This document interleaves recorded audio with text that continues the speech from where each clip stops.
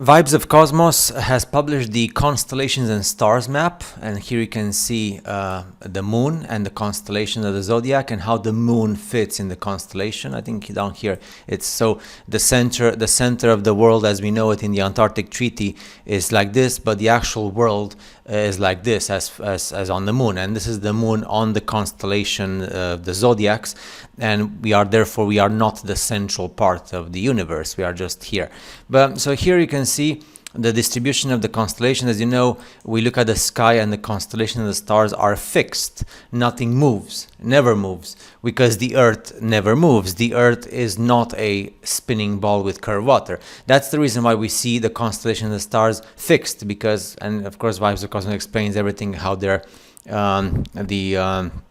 the bottoms of the oceans, they're projected on the sky. That's in a different page of the book. But in this case, to see here, where are the constellations and the stars? So the most famous one for us Europeans, if you live in Europe, is the Ursa Major. And that's why the Ursa Major is so commonly seen from Europe, because it's just above Europe. It's across all of the European continent, and you can see it from the UK and Spain all the way to Eastern Europe, all the way to Russia, and going even in Africa.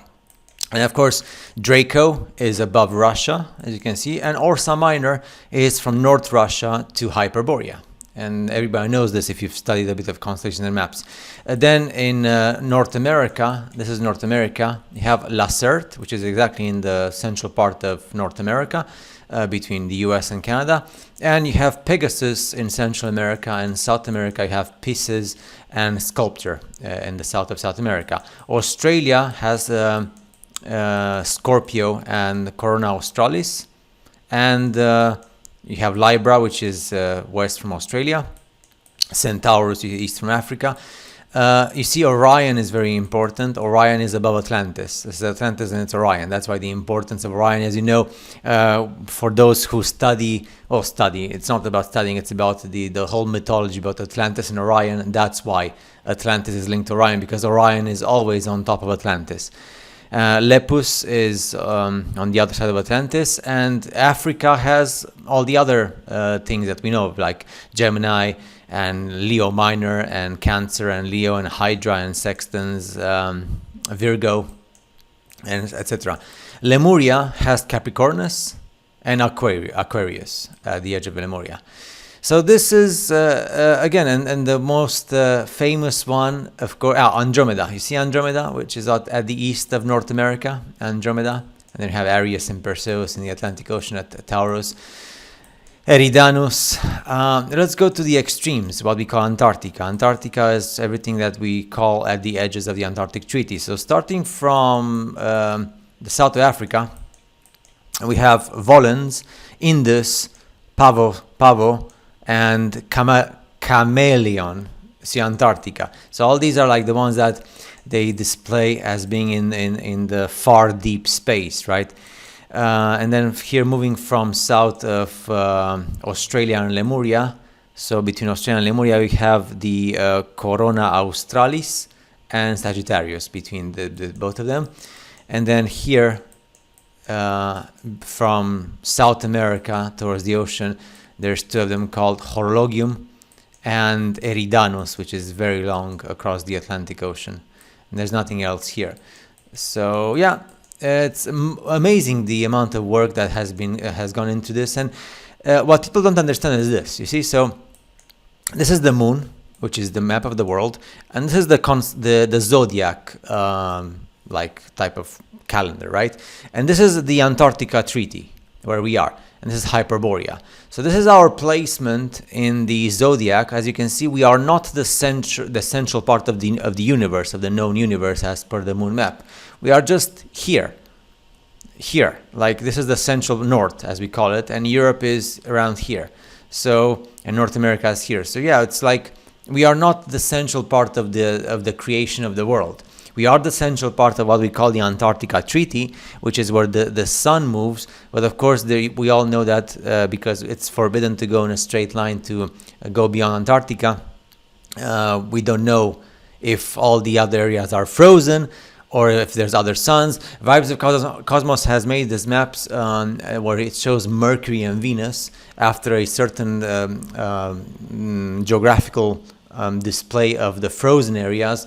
Then you have Mercury and Venus, which allow for the sun, right? Mercury and Venus act as the sun, which it's like areas where the temperatures are good for living. So yeah, and it could be that major parts of this known world, like Pangaea, are frozen. So it's straightforward and to the point, and it's also straightforward in the sense that everybody speaks about this, but nobody acknowledges the fact that the Earth is not a globe. You see, we always speak greatly about how sailors would sail across the seas and they would follow the constellations not to get lost, or we speak greatly about people who they were put into situations of survival, and because of their knowledge about the skies.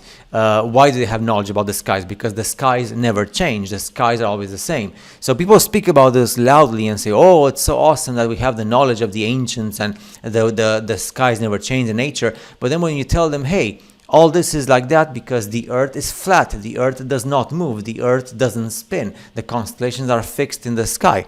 And then they yell and scream at you because they go about, oh, space this and space that and NASA and the movies. So how can you defend the fact that yes, we guide ourselves in our ships and when we're lost because of the constellations of the skies, which are fixed and they never change, and then when you tell people, hey, this is because the Earth is like this, the Earth is flat, the Earth is not a spinning ball with curvature, and people get angry. You see the cognitive dissonance there, where people think but they don't think beyond the limitations, or they don't ask the questions necessary to link all the knowledge. So lots of thanks to Vibes of Cosmos for doing this. And as always, the craters, as you can see here, are on the bottom of the ocean. So the light blue is water, and the craters are on the bottom of the oceans. There's also craters on the continents, but the big majority of craters are on the bottom of the oceans. That's why the moon looks like this, and of course it explains. As you can see here, on the moon, the black stuff is land and the white stuff is water, which is the same display here with the continents. All the known continents and the forbidden continents are black colored here, so you understand it's firm land, and then the rest is just the white, which is oceans and seas, and on the bottom of the oceans and seas are the craters, which are also explained. So which is your favorite? I definitely love the fact that it finally makes sense why Ursa Major is so so well known among us Europeans, because it's just above Europe. It's above the European continent. That's why it's so easy to see it. And of course, the Americans and other places see it as well from their sides of the world. It's just they see it in a different angle because, it's perspective. So if for North American, it's a lot easier to see La Certe above because it's just above them.